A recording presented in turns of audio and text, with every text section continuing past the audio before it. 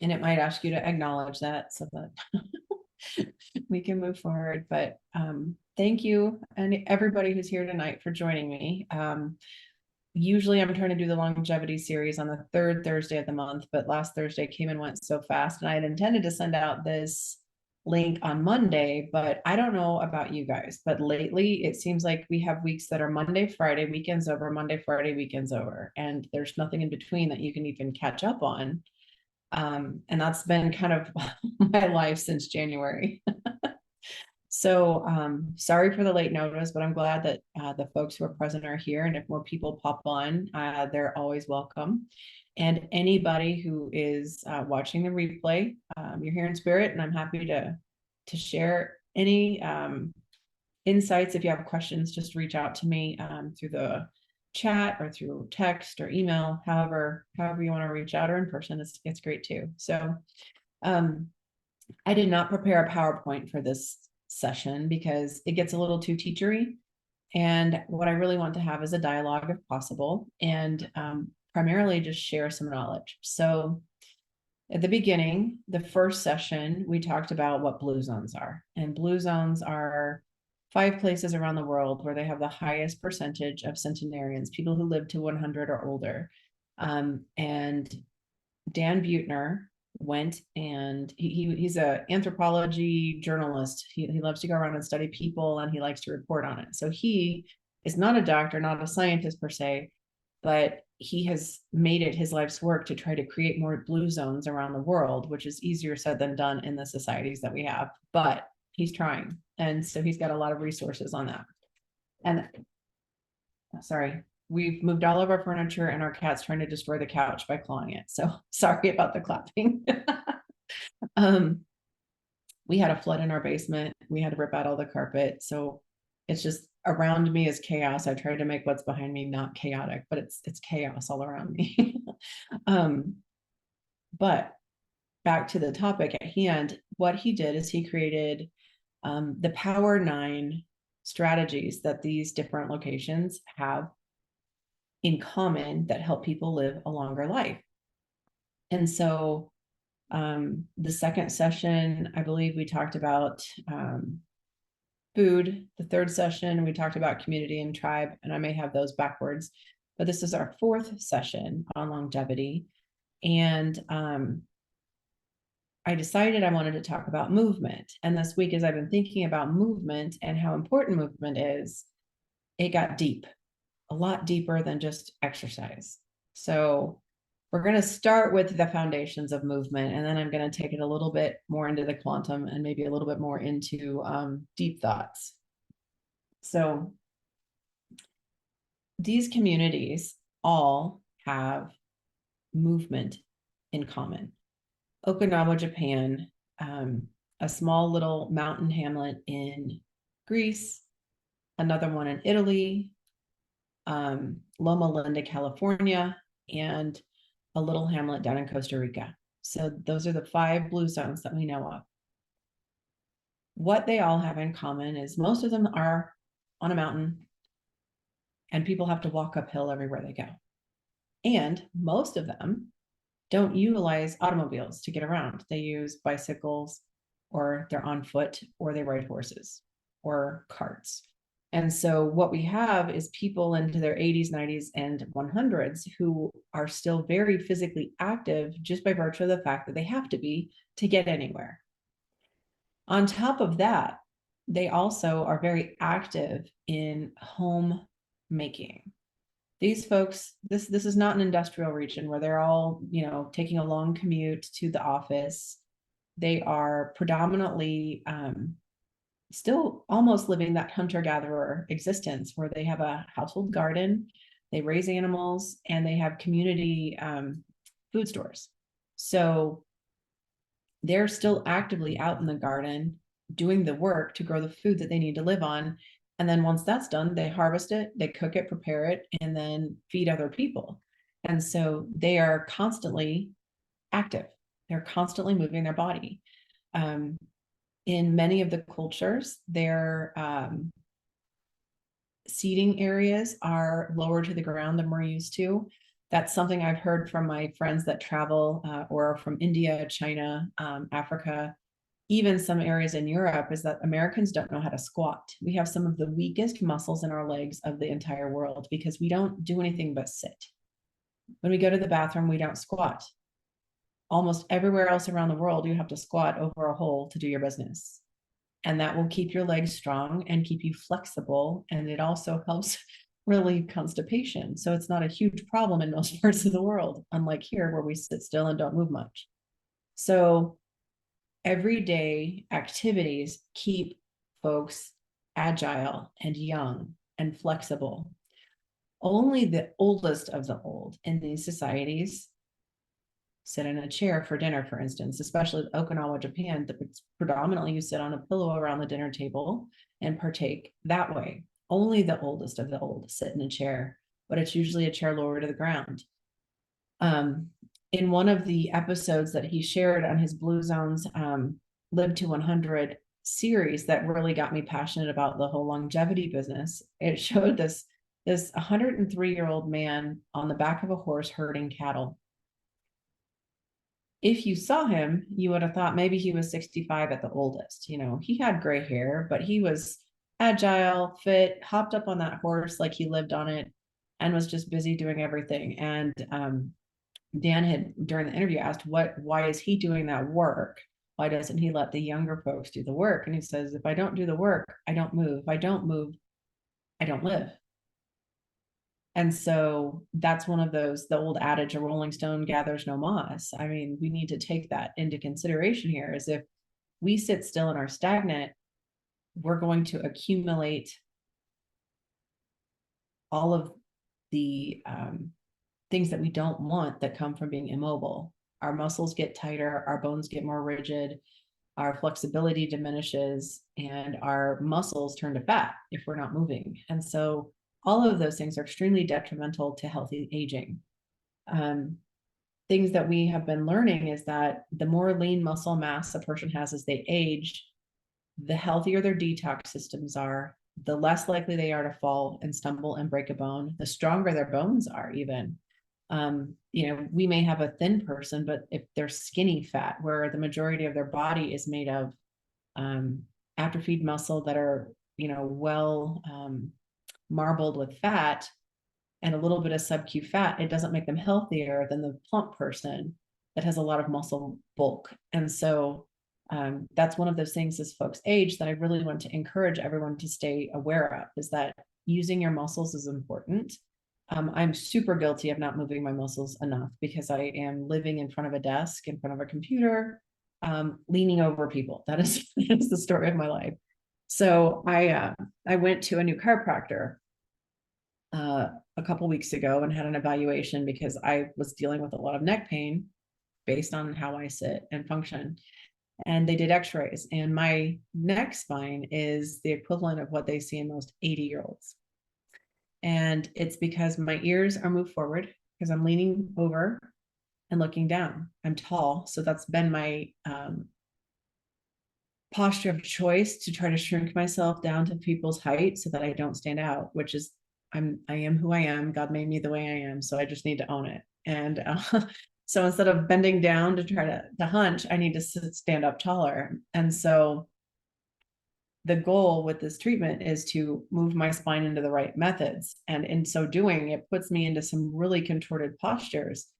And it's interesting because it shows how much my body is living in flexion. So here I am at 47, trying to talk to people on how to age healthier, stronger, more gracefully, and with their mind intact. And I am not doing all of the things that I'm recommending. So this is my promise to myself that I'm going to continue to do that, so that when I'm 65, when I'm 85, we live to mid 90s in my family. We just do. We're long livers. Even when they're sick, they'll live into their late 80s, early 90s. So we stay quote unquote healthy for a very long time. But when my grandmother had a stroke and gained a lot of weight and couldn't move her body, she didn't live well for 10 of those years. My grandfather, on the other hand, was building houses into about 80 when we told him he had to stop getting up on the roof because we were afraid he was going to fall. But in reality, he was the healthiest of all of us and the strongest of all of us. At 96, before he died, he was still down on his hands and knees working, sorting through things, and could get up without a problem. Whereas my mom at 72 has to call for help to get up because she's been stagnant and still. And so I look at those two options that I have in my life, and I know how I want to be and I know what I don't want to be. And so, initially, like I had said, I wanted to talk about motion and how important it is, movement. But I want to take that a little bit deeper. I want to take it into movement in all areas of life. So physically, we need to keep our bodies moving. I think we know that just by nature. We know if we sit around too long, we get stiff. We don't want to be on a long car ride without taking a walk every couple of hours. We don't want to be on an airplane without getting up and stretching our legs. So we know that we need to get up and move. And movement doesn't have to be in a gym. These areas where they live long, they don't go to the gym. If they do have group-based exercises, it's things like Tai Chi, where they are in community, but in spiritual community with each other. And it's gentle motion, and it's not the adrenal suppressing, stressful exercise that we do to ourselves when we go to the gym and lift weights and jog and run and make ourselves feel awful because we have to do this. We must do this or we're going to get sicker. So moving intentionally is the goal when it comes to moving your body. Having it have purpose is really a big part of it. If you can move purposefully, that's why it's so much easier to take a walk in Chicago when you know if you walk 18 blocks, you're going to be at a new destination versus on a treadmill for 30 minutes, just going nowhere, kind of like that rat in a cage. So having a goal-oriented activity is going to be really helpful. So I'm going to take this back to the other areas that we need movement in our life. A place where I see many people struggle with stagnation is their career and work. And I can't tell you how many of my patients that if we could wave a magic wand and get them into a new career or with a new set of coworkers or a boss, that it wouldn't probably cure their problem. It is one of those situations where we get to choose how stagnant we are in our work to a certain extent. And I've had somebody ask me, and I'm not going to say any names because, of course, I try to respect everybody's privacy here. But the answer is that their job is what's making them sick. And I have 100% proof showing that it is their job that makes them sick. And the response was, well, wise doctor, can you create me a job that allows me to utilize my education, knowledge, and experience that doesn't put me in this position? And I wish I could do that. Early childhood education degree, managing a child care center, has a severely compromised immune system and can't be around little kids because they make her sick all of the time. So yeah, I wish I could create a new job. I wish I could do that. However, you actually have the power to recreate your own reality. So you can look outside for help and choose to stay helpless if you expect that help to come from an exterior source. Or you can work on that internal development and really think about what it is that's motivating you. Why are you dissatisfied in the position that you're in? And then create that new reality for yourself. That's where I was when I worked at Cotton O'Neill. I worked there for 5 years. I had a contract. I knew after 2 years that there was no way in HE double hockey sticks that I was going to stay working employed for a hospital system. I'd done it for a very long time because I was a nurse for 10 years before I went to medical school. So I've been in a hospital system my whole career, and I knew the insurance industry, I knew the hospital industry. I'd worked for nonprofits and for-profits, and neither one of them was really humanitarian in any way, shape, or form. And so I knew that I needed to do something different. So 2018, 2019, I set the ball in motion and basically rewrote my life. So that's still motion. Okay. We all have a trajectory. We get to choose if we follow that trajectory or if we allow ourselves to be anchored to a place that we don't want to be in. It really breaks my heart when I hear people say that oh, I have 20 years to retirement. I hate my job. I hate the people I work with. It makes me miserable. I will just continue to do the work that I'm doing because at the end of 20 years, I'm going to have a pension, but I'm just going to be miserable every day for the next 20 years. And I know people do it every day because they don't think that they have the power to make a change. And it's a very scary thing to do when you think about it being your livelihood or where your paycheck's coming from and where the food on the table is going to come from. But I really would encourage anybody that's in that position to recognize that even if they're going to stay in that place that they say that they hate, it's a terrible job, terrible people, awful work environment, I'm staying for the paycheck and the benefits. Great. If you can't make that change, you can actually recreate your mind.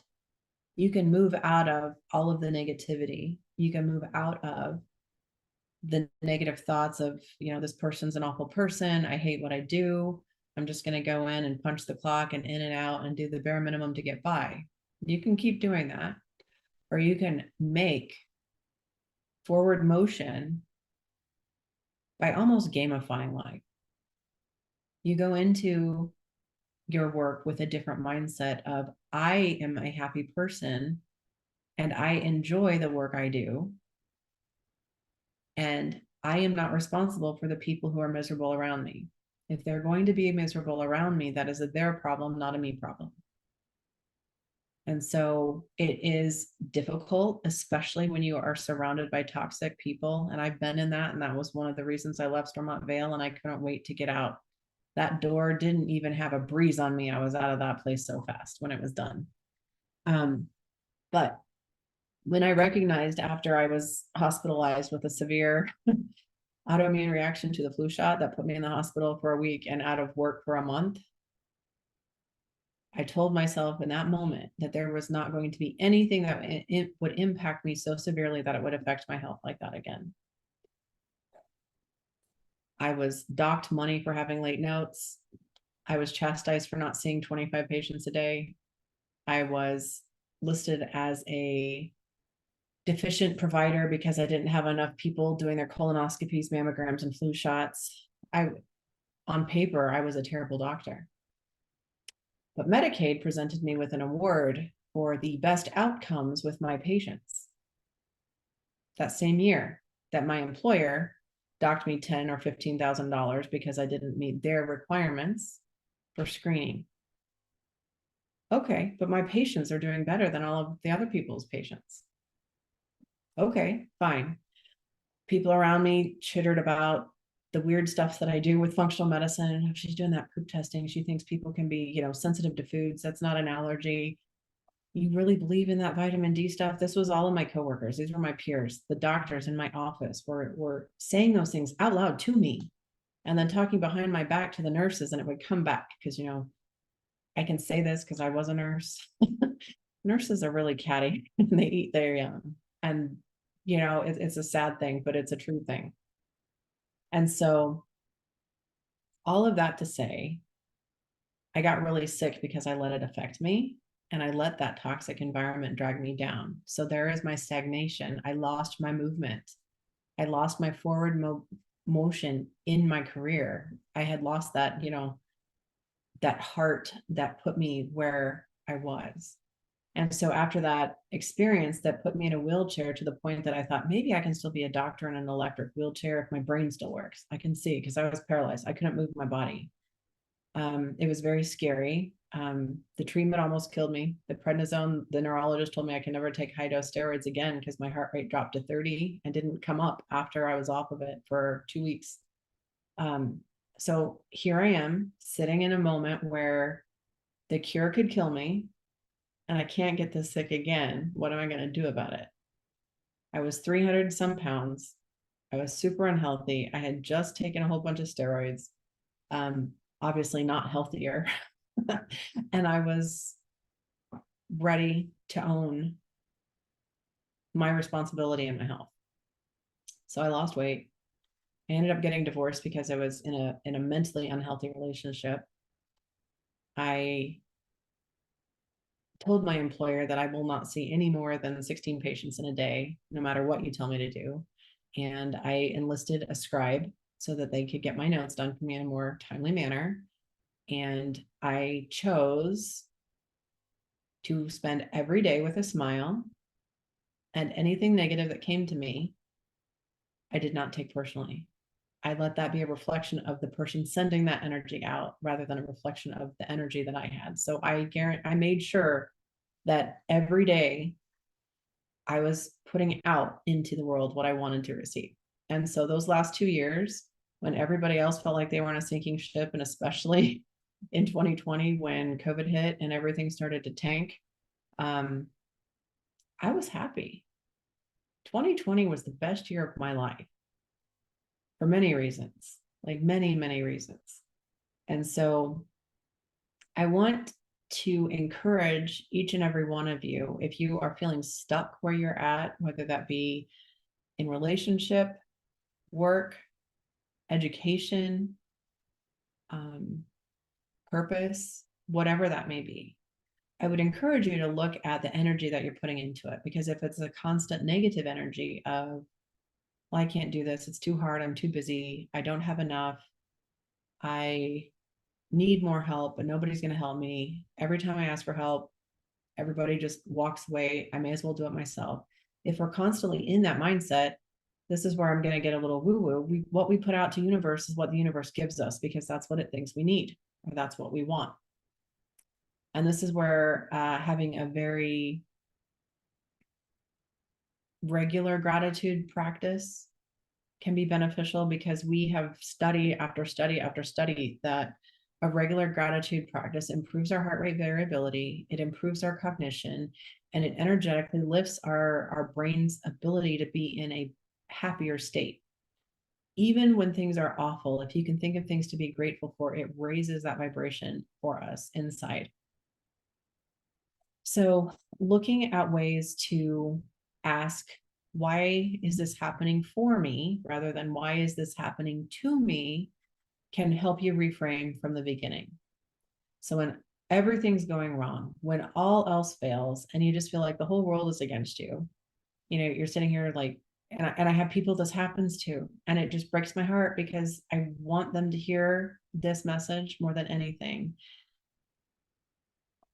My car broke down, my basement flooded, my kid went to jail, my credit card got hacked, my boss cut my hours, like all of the bad keeps happening. And they're in this space of, why does everything always go wrong? Why doesn't God love me? Is a lot of times kind of the message that's coming through of like, what did I do to deserve all of this? And so this is not me saying that you deserve it, but it's that whole adage, misery loves company.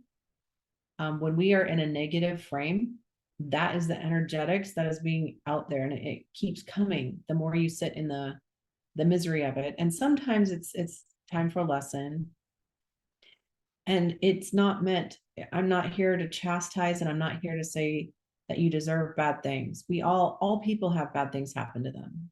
Good people have bad things happen, and not so great people have wonderful things happen to them. So it's not that. But what it is that when you're looking for things to go wrong, you're going to find that more things go wrong. So moving into, why is this happening to me?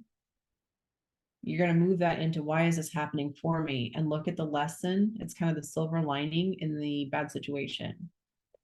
I would encourage you to look at how you can put into motion whatever change or alteration needs to be made in your life based on what's going wrong. When things are difficult, look for a solution instead of just sitting in the misery of the moment. We all can have a little pouty moment. It's okay to feel bad. It's okay to feel upset that things are not going right, but we get to choose how long we sit in that. And again, this is motion. We're talking about movement. My dear friend Kasha Lawrence, she told me a couple of years ago, we were talking about sometimes, a friend or a spouse might move into kind of a poor me pity party season of life, and you maybe get really affected by their emotions.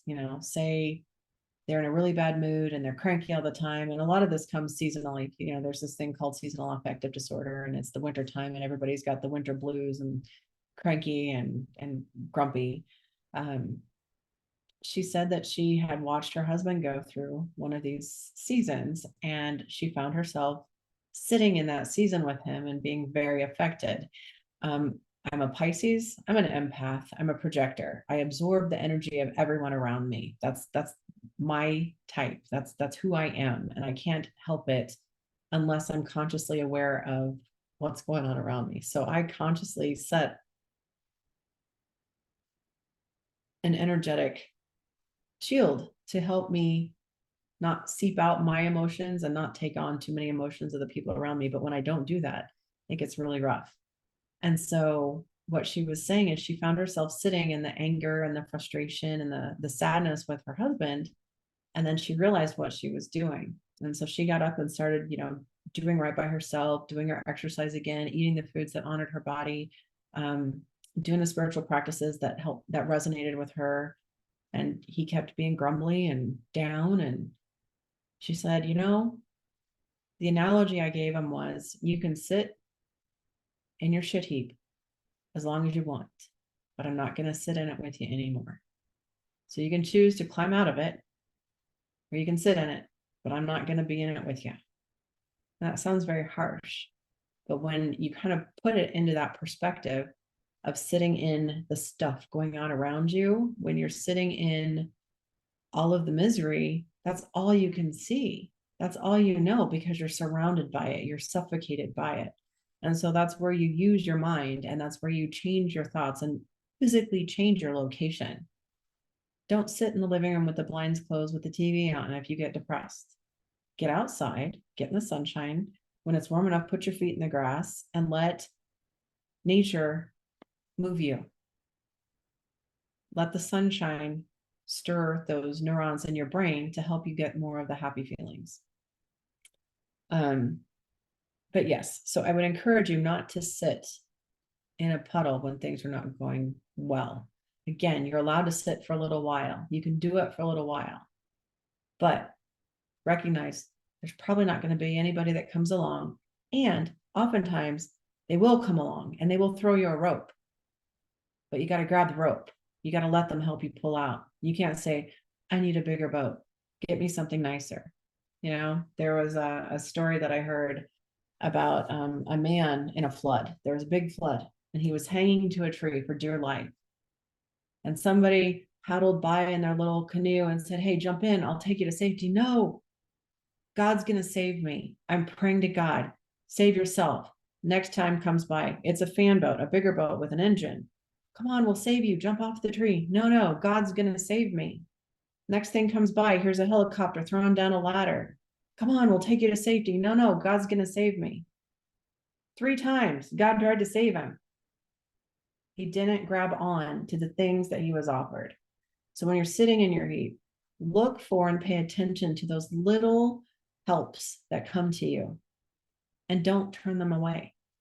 Let those little helps come to pull you out of those doldrums and out of the places that you don't need to be. Movement is life. Stillness is stagnation. However, in life, we do have to be still for a time. But that stillness needs to come with healing. It can't come with negative energy. It can't come with lack of concern for yourself. It's a different thing sitting in a recliner doing nothing all of the time versus sitting in stillness and listening to your heart to learn what your next movement is. So that's my outpouring for the evening. I would love to invite you all to unmute, share thoughts or observations, whatever you'd like. I'll say something. Yeah. One thing I so agree with what you're saying. And I know that when trials come in my life, I've learned, what am I supposed to be learning from this? And the sooner I remember to do that, and learn, it helps, even if the cure or whatever doesn't take place. But with that, whatever that trial may be, and we all have them, there's always little blessings in those trials if you can't see the big blessings. Right. That's really important for me. It took me forever to learn it and I'm still learning, but yeah. Right. Don't you wish that we could go tell our younger selves to just get it together? Yes. Yeah. I recorded an observation on my phone and I'm not brave enough to share it because I get a little profane in it. But it was the moment when I recognized that, you know what? I shared it with you, Pam, but a woman at the retreat that I went to shared something that she had been told, and it was that you are perfect exactly as you are and exactly as you are not. And so many of us strive to try to be something we're not, but why can't we just be who we are? Why is it a constant striving to be something other than what we are? And I think a lot of people in this middle age come to that realization. And that's why we get this, the wise man and the wise woman, where people get satisfied and they're just more at ease and at peace. The people that figure that out, why we can't teach it to our younger folks and why we can't see it and recognize it when we're younger. So we save ourselves decades of misery. I just don't understand. But if I can get that message out to any more young people, I will. Yeah. Thanks, Pam. You're welcome. Yeah. Anybody else have anything to share or any questions?